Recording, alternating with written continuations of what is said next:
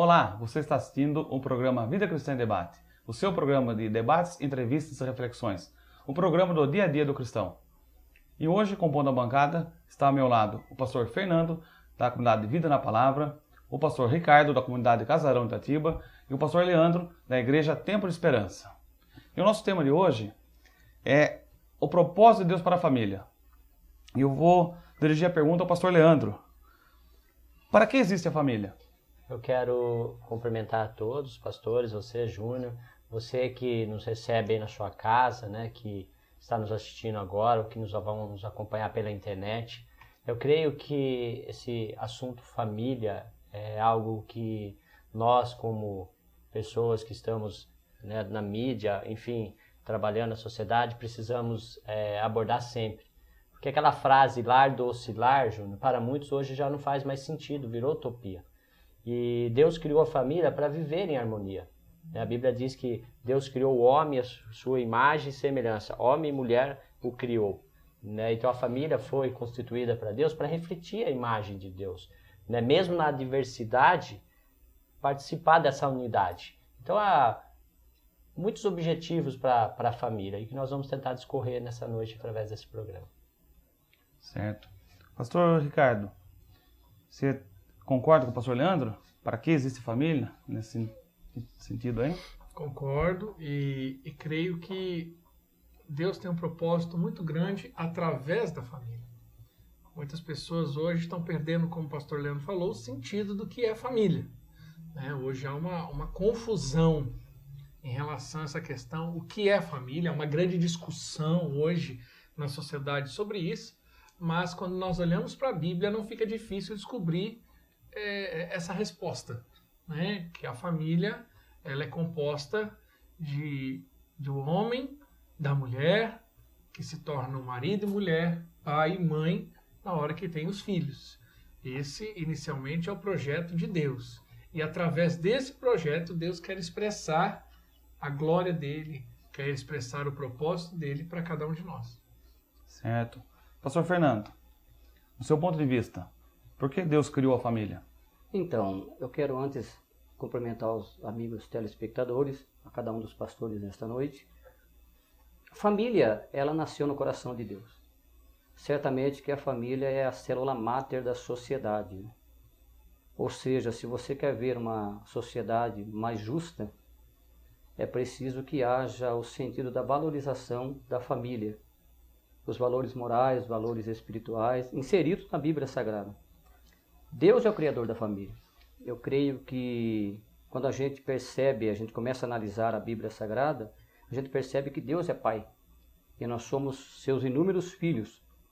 E se Deus é Pai, é porque Ele quer que nós entendamos o valor da família. O patriarcado bíblico nos mostra o quanto que a família era valorizada. Então a família realmente ela representa o que há de bom na sociedade.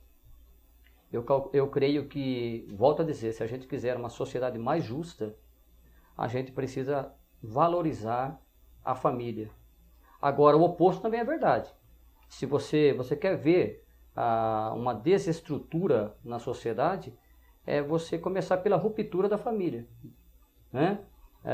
A questão da obediência aos pais, mães, valores que foram construídos com o tempo e que hoje estão sendo destruídos e por uma série de fatores que contribuem para isso. Então a família, sem dúvida nenhuma, é de extrema importância, está dentro do contexto bíblico e precisa ser valorizada. Esses dias eu estava lendo um artigo que não tem nada a ver com o tema evangélico, cristão, mas na história da humanidade, todas as sociedades que começaram com um período de desvalorização das estruturas familiares, com o passar do tempo, elas foram destruídas.